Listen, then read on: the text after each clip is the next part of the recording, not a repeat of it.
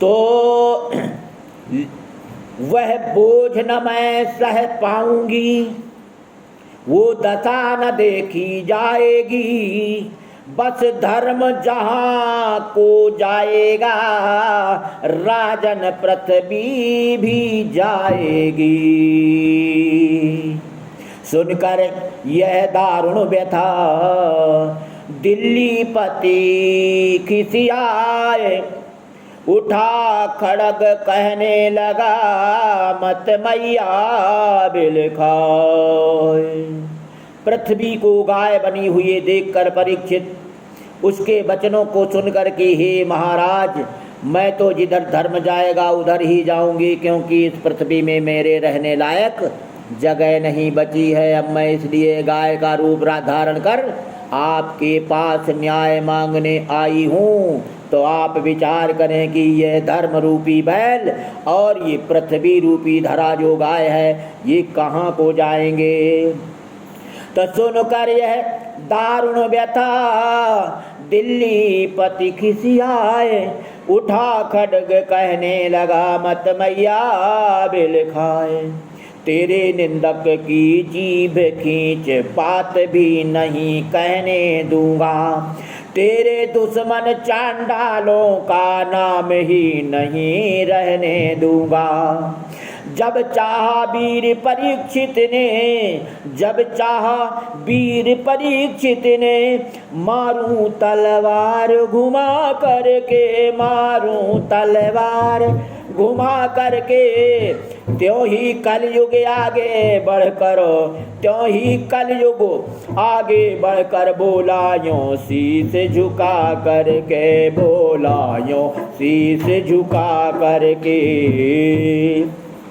कलयुग कहता है महाराज, गाय को और धर्म का वध मत करो, इतना बड़ा पाप अपने सिर पे मत रखो, मैं इन सब की रक्षा स्वयं करूंगा। मैं कलयुग हूँ लेकिन कर्मयुग हूँ, दुष्कर्मों को बढ़ने नहीं दूंगा, इसलिए आप इनको क्षमा करें और मैं अत्याचार नहीं करूंगा। तो महाराज सामने कलयुग है, प्रभु ने दी है तलवार मुझे, मारो या पालो न्याय मूर्ति, यह सारा है अधिकार तुम्हें। यदि मुझे नाथ वध करते हैं तो निश्चय विपत्ति छूटती है, तो निश्चय विपत्ति छूटती है। सोचिए मगर ये नीति धाम, सोचिए मगर ये नीति धाम, ब्रह्मा की आन टूटती है, ब्रह्मा की आन टूटती है। हे महाराज, अगर आप मुझे मार देते हैं तो हो सकता है आपको अभी सुख और शांति प्राप्त हो और समझ में आए कि सभी सुखी हैं, लेकिन ये ब्रह्मा जी की सृष्टि का अंग है। ये बुरा और भला कभी समाप्त नहीं होगा, दिन और रात कभी नहीं समाप्त होंगे, सुख और दुख कभी नहीं जाएंगे, रात्रि और दिन कभी नहीं मिटेंगे। ये दोनों रहेंगे, तभी अनुभव होगा कि दुख कैसा होता है और सुख कैसा होता है। जिसे धूप में बैठने का अनुभव नहीं है, जो एसी में बैठे रहेंगे, उनको बाहर जाने पे बीमारी हो जाएगी। इसलिए सहन शक्ति रखो महाराज, ये सृष्टि के अंग हैं। मैं कलयुग हूँ तो कर्मयुग हूँ, आपके इस अत्याचार से आपको ही मैं बचाता हूँ। गौ का और धर्म का वध आप मत कीजिए। मैं तो कलयुग हूँ, लेकिन कलयुग में मैं कसाई नहीं बन सकता, अर्थात गाय का वध नहीं करूँगा, ना करने दूंगा। आप निश्चिंत हो जाएं। तो तेरे निंदक की जीभ खींच बात भी नहीं कहने दूंगा, और तेरे दुश्मन चांडालों का नाम ही नहीं रहने दूंगा। मारो या पालो न्याय मूर्ति, यह सारा है अधिकार तुम्हें। महाराज सामने कलयुग है, प्रभु ने दी है तलवार तुम्हें। जिस मर्यादा के लिए भटके कौशलनाथ, अरे वह मर्यादा आज है नाथ तुम्हारे हाथ। अर्थात पांडवों के वंशज हो, धर्मराज के पुत्र हो और पौत्र होने के साथ ही तुम पालन करता हो, पालनहार हो, इस धराधाम के अधिपति हो और तुमने अन्याय करने वालों का पालन करने का निश्चय किया तो गलत होगा।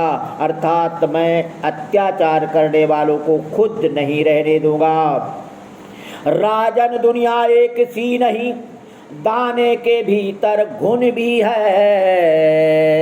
राजन दुनिया एक सी नहीं, दाने के भीतर घुन भी है।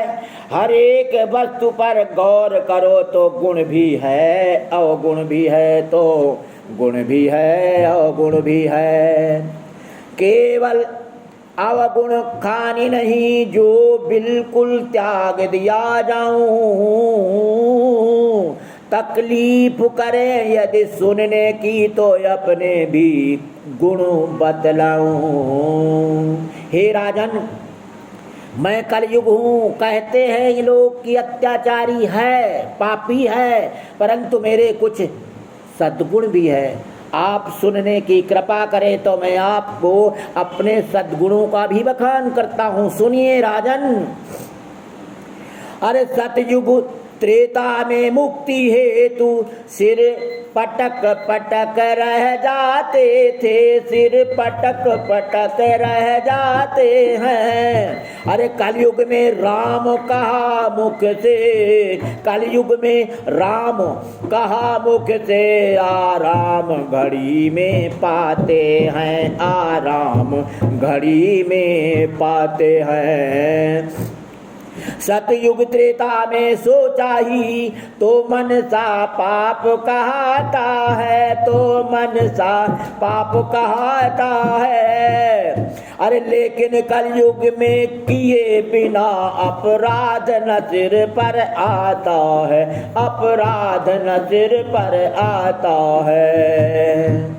अरे सतयुग में मुक्ति चाहनी है तो लाख बरस योगा भी करो, तो लाख बरस योगा भी करो। क्या खूब सुविधा कलयुग में, योग भी करो और भोग भी करो। बोल वृंदावन बिहारी लाल की जय। कलयुग कहता है, जैसे पहले बताया गया कि और युगों में मनसा का पाप लगता था, लेकिन कलयुग कहता है जो कर्म करेगा, दुष्कर्म करेगा, उसका फल उसके कर्मों के अनुसार मिलेगा और दिया जाएगा। सोचे हुए विचारे हुए कार्य का भोगी नहीं होगा। तो धर्म का विचार करेगा, उसे धर्म लाभ प्राप्त होगा। लेकिन दुष्कर्म का सोच विचार करने से दुष्कर्म का फल नहीं मिलेगा। और युगों में चाहिए ज्ञान योग की शक्ति। अरे कलयुग में आधार है एक राम की भक्ति। महाराज संसार है गुण अवगुण की खान, मगर हंस रूपी सुजन रखते हैं पहचान।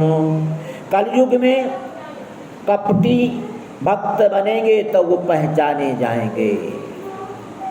सतयुग दो त्रेता द्वापर आदि युगों में बहुत से कपटी थे, उनकी पहचान करने में बहुत परिश्रम होता था। कालनेमी कंस अनेकों प्रकार के छल का रूप धर के धर्म पर प्रहार किया करते थे, और इसीलिए कलयुग ने वादा किया कि जो छल रूपी कपटी साधु संत बन जाएंगे वो कलयुग में बहुत जल्दी पकड़े जाएंगे। बोल वृंदावन बिहारी लाल की जय। तो सच तो यह है मैं विष भी हूँ, सज्जन लोगों को गुड़ भी हूँ, देता भी हूँ लेता भी हूँ, कलयुग भी हूँ करयुग भी हूँ। भावी वसात मुझको भी तो जीवन का समय बिताना है, जीवन का समय बिताना है। श्री महाराज को कलयुग का पहला सम्राट कहाना है, पहला सम्राट कहाना है। गुरु वृंदावन बिहारी लाल की जय। तो धर्म की और गौ माता की, धरती की इस वार्ता से धर्म और कर्मों का फल जानकर परीक्षित ने अपने कर्तव्यों को सोच विचार कर कलयुग को यहीं रहने का आदेश दे दिया। तो सुन कर कल की प्रार्थना, बोले दिल्ली राय, हाँ ईश्वर की सृष्टि में मेरा नहीं उपाय। फिर भी गौ ब्राह्मण दोनों की भैया तुम भी परवाह करो, भैया तुम भी परवाह करो। मैं जैसी सम्मति देता हूँ वैसे अपना निर्वाह करो, वैसे अपना निर्वाह करो। जिस जगह सुएबाजी हो या जिस जगह जुएबाजी हो या झूठी गपोलियाँ चलती हों, झूठी गपोलियाँ चलती हों। बेस्याएं जहाँ निवासित हों, मैं की प्यालियाँ छलकती हों, मैं की प्यालियाँ छलकती हों। अरे जिस जगह दूसरों के धन पर तस्कर जन सेंध लगाते हों, तस्कर जन सेंध लगाते हों। जिस जगह निरपराधों के सिर, जिस जगह निरपराधों के सिर लुच्चे बकवाद उड़ाते हों। तो जिस जगह न गुरु का मान रहे, जिस जगह न गुरु का मान रहे, जिस जगह न हरि का ध्यान रहे, जिस जगह स्वर्ण की कांति रहे, वह तुम्हें निवास स्थान रहे, वह तुम्हें निवास स्थान रही। जो आज्ञा कह कर गया कलयुग शीस झुकाए, धर्म परीक्षित के हृदय त्यों ही गया समाए। बोलो वृंदावन बिहारी लाल की जय। तो गर्मी के कारण हुआ प्यासा वहाँ महिष, जा पहुँचा संयोग बस लोमस ऋषि के समीप। अब कलयुग का निवास स्वर्ण के मुकुट सिर पर होने से परीक्षित के मस्तिष्क में कलयुग प्रवेश कर जाता है और अनहोनी होने लगती है। अर्थात लोमस ऋषि के पास जाते हैं और आश्रम में तपस्वी को देख करके भोजन की और जल की कामना करते हैं, लेकिन तपस्वी तपस्या में लीन थे, वो कोई जवाब नहीं देते।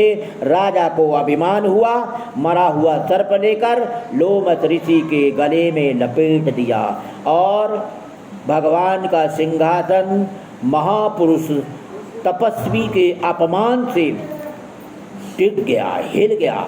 फिर मैं काना नहीं, कुरूप नहीं, मुझको अपना अभिमान नहीं, कंजूस नहीं, कुछ चुगल नहीं, पृथ्वी पर निसंतान नहीं। फिर क्यों अपना मुँह ब्राह्मण ने देखना गवारा किया नहीं, इतना आज तक किसी ने भी अपमान हमारा किया नहीं, अपमान हमारा किया नहीं। राजा लोगों का ऐसे ही राजसी स्वभाव कहता है। फिर वहाँ स्वर्ण के पर्दे से कलयुग भी चोट चलाता है, कलयुग भी चोट चलाता है। यह इस पर्दे में छिपा था नरेश का काल, मृतक सर्प ऋषि कंठ में दिया नृपति ने डाल। ज्यों ही महलों में गया भूप धर्म अवतार, सिर से सोने का मुकुट ज्यों ही रखा उतार। त्यों ही ज्ञान विवेक सब आ पहुँचे निज ठौर, जो कलयुग के बास से हुए थे और अब तू राजा का आत्मा ही खुद पाप पाप चिल्लाने लगा, खुद पाप पाप चिल्लाने लगा। अपनी काली करतूतों पर, अपनी काली करतूतों पर आप ही आप पछताने लगा, आप ही आप पछताने लगा। अफसोस नीच की संगति से ज्ञानी का ज्ञान खो गया है। सोने का मुकुट बांधने से सोना भी खाक हो गया है। विश्वासघात में घर मिटकर, विश्वासघात में मर मिटकर, धोखे ही सब जौहर के हुए, धोखे ही सब जौहर के हुए। ना हरि ही मिले ना विलास किए, ना इधर के रहे ना उधर के हुए। सच है कि कोठरी काली में, सच है कि कोठरी काली में कैसा ही स्याना जाएगा, कैसा ही स्याना जाएगा। काजल की एक रेख लेकिन, काजल की एक रेख लेकिन वह लाएगा फिर लाएगा, वह लाएगा फिर लाएगा। तो पड़े हुए थे शोक में वहाँ इस तरह भूप, देखा लड़कों ने वहाँ हो लोमस ऋषि पर रूप। श्रृंगी ऋषि को दौड़ कर बतलाया अब हाल, और सुनते ही वह बाल ऋषि हुआ अग्नि समलालो। लोमस ऋषि का पुत्र सरिता में स्नान करने गया था। उसके साथी संगाती बालक आए और लोमस ऋषि को देखकर श्रृंगी ऋषि के पास जाते हैं और हाल चाल बताते हैं कि किसी ने तुम्हारे पिताजी के गले में मरा हुआ सर्प लपेट दिया है और कितना घोर अपमान किया है। मरे हुए सर्प को देखने से दोष लगता है और अपवित्रता होती है, और वो तो तुम्हारे पिताजी के गले में लपेट गया है। कौन है ऐसा अत्याचारी जो महाराज बनकर ऐसे महामुनि का अपमान करता है। श्रृंगी ऋषि आकर देखते हैं और उसे तुरंत श्राप देने को उद्यत होते हैं। तो सच्चे ब्राह्मण सच्चे मुनि अपमान सहन कब करते हैं। सच्चे के आगे तो भाई ब्रह्मा महेश भी डरते हैं। आ गया जोश तन कांप उठा, तप तेज क्रोध के साथ उठा। ब्रह्मत्व उठा अपनत्व उठा, साथ ही साप को हाथ उठा। ओ धन के मत वाले राजा, ओ माया मद के दीवाने, तेरे हाथों से मौत तेरी लिखी है विश्व विधाता ने। बस सावधान ओ तक्षक जीवित हो जाओ। 8वें रोज उस पापी को दुनिया से यमपुर पहुँचाओ, दुनिया से यमपुर पहुँचाओ। बोल वृंदावन बिहारी लाल की जय। ब्रह्मत्व तेज हम भी दुनिया को दिखा जाएं, जिंदा दिलों में अपना यो नाम लिखा जाए। बोल वृंदावन बिहारी लाल की जय।